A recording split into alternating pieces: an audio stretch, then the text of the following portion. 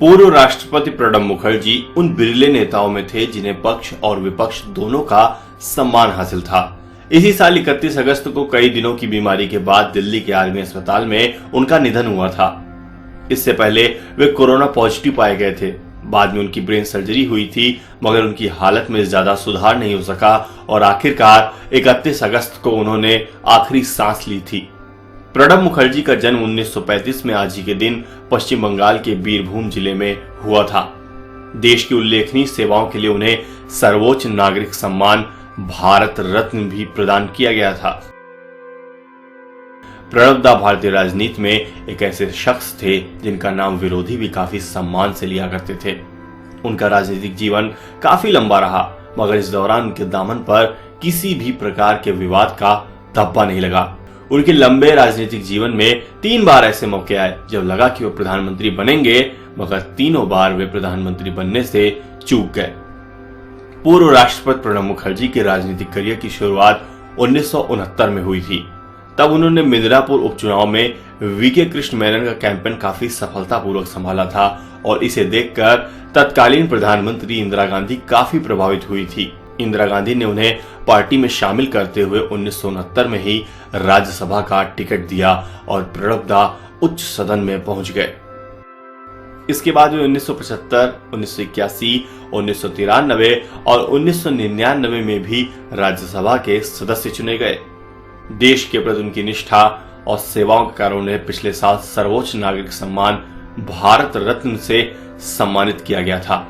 उनकी बेटी शर्मिष्ठा का कहना है कि पिछले साल 8 अगस्त का दिन मेरे लिए सबसे खुशी का दिन था, क्योंकि उसी दिन मेरे पिता को भारत रत्न का सम्मान दिया गया था।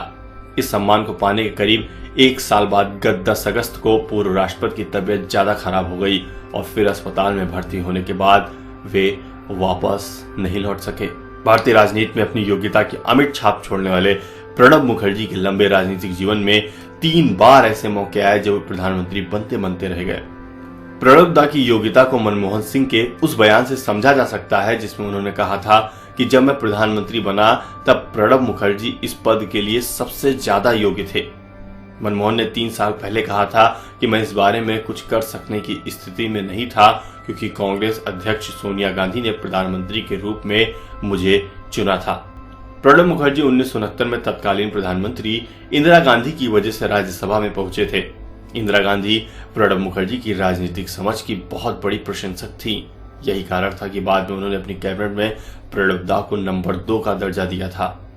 प्रणब मुखर्जी को उस समय कैबिनेट में नंबर 2 का दर्जा मिलना इसलिए महत्वपूर्ण था क्योंकि इंदिरा गांधी की उसी कैबिनेट में पीवी नरसिम्हा राव, नारायण दत्त तिवारी, आर वेंकटरमन, ज्ञानी जैल सिंह और प्रकाश चंद्र सेठी जैसे कद्दावर नेता भी शामिल थे।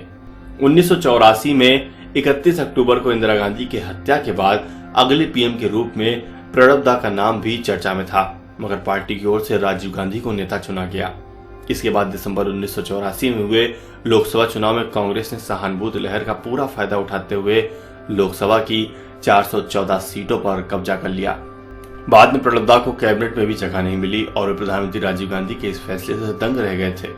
1986 में उन्होंने कांग्रेस से अलग राह चुन ली थी और बंगाल में राष्ट्रीय समाजवादी कांग्रेस RAC का गठन किया था। हालांकि उनके इस प्रयास को ज्यादा कामयाबी नहीं मिल सकी और 3 साल बाद वे फिर राजीव गांधी से समझौता करके कांग्रेस में लौट आए। 1991 में चुनाव प्रचार के दौरान राजीव गांधी की हत्या कर दी गई। चुनाव के बाद कांग्रेस की एक बार फिर सत्ता में वापसी हुई और गांधी परिवार से कोई चेहरा सामने न होने के कारण प्रणब दा का पलड़ा भारी माना जा रहा था। कांग्रेस में पीएम पद के लिए उनके नाम की जोरदार चर्चा थी, मगर इस बार भी मौका उनके हाथ से निकल गया। इस बार पार्टी ने प्रधानमंत्री के रूप में नरसिम्हा राव को चुना और प्रणब दा एक बार फिर पीएम बनने से चूक गए। बाद में पहले उन्हें योजना आयोग का उपाध्यक्ष बनाया गया और फिर राव मंत्रिमंडल में 1995 में वे विदेश मंत्री बनाए गए। साल 2004 में फिर प्रणब दा के लिए अनुकूल स्थितियां बनती दिखी। इस साल हुए लोकसभा चुनाव में कांग्रेस को 145 और भाजपा को 138 सीटों पर कामयाबी मिली। क्षेत्रीय दलों के दम पर कांग्रेस सरकार बनाने के लिए आगे आई। इस समय प्रधानमंत्री पद के लिए सोनिया गांधी का नाम सबसे ज्यादा चर्चाओं में था, लेकिन वे प्रधानमंत्री बनने के लिए तैयार नहीं थी। 2017 में प्रणब दा की ऑटोबायोग्राफी के विमोचन के मौके पर मनमोहन सिंह ने एक महत्वपूर्ण बात कही थी। उन्होंने इस बात को माना था कि जब 2004 में मैं प्रधानमंत्री बना तब प्रणब मुखर्जी इस बात के लिए मुझसे ज्यादा काबिल थे, मगर उस समय मैं कुछ भी कर सकने की स्थिति में नहीं था। कांग्रेस अध्यक्ष सोनिया गांधी ने प्रधानमंत्री पद के लिए मेरा चुनाव किया था। इसके बाद मेरे पास कोई विकल्प बाकी नहीं रह गया था। मनमोहन सिंह ने यह भी कहा था कि प्रणब दा को प्रधानमंत्री न बनने की शिकायत करने का पूरा अधिकार है। मनमोहन सिंह ने जिस समारोह में यह बात कही थी उसमें सोनिया और राहुल दोनों मौजूद थे और मनमोहन की बात सुनकर दोनों मुस्कुरा उठे थे। मनमोहन सिंह की बातों में दम है, क्योंकि 2004 में भी प्रणब दा का नाम काफी चर्चाओं में आया था, मगर आखिरकार वे उस समय भी प्रधानमंत्री बनने से चूक गए थे। Report video desk न्यूज़टेक.com।